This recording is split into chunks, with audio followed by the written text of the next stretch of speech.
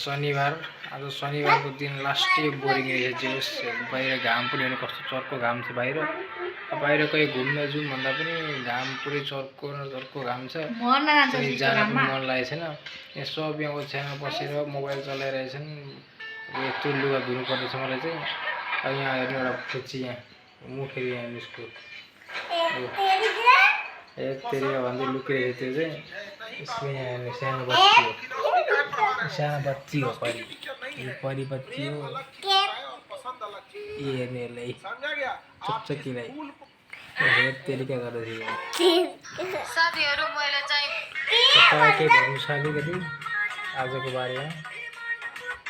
आज शनिबारको बारेमा केही भन्न चाहन्छस्? एक दुई लाइन।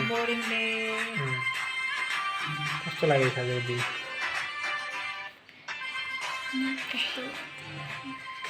छोड्न अब अल्छी लागेको लागि मुख न कान सबै बोरिङ हुन्छ नि। अब के गर्नु अब आज चाहिँ होस् त्यो लास्टै बोरिङ रहेछ दिन चाहिँ। बाहिर त्यस्तो चप्पो घाम छ। कहीँ जान्छ साथीभाइहरूसँग। अब लुगा धुनुपर्ने छ। टन्ने यत्रो लुगा छ थुपारेको यहाँ पछाडि कुर्सीमा। यत्रो लुगा यहाँ थुपारेर आएछु। अरू लुगा यहाँ थुपारिएको छ। शनिबारको दिन अरू केही नभए पनि लुगा धोएरै भित्रै छ। आज बोरिङ डे रहेछ लास्टै आजको दिन त।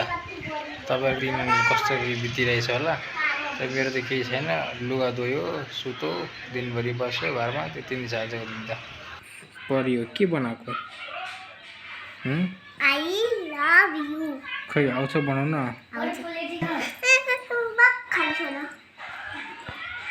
के बनाएको भन्ने त?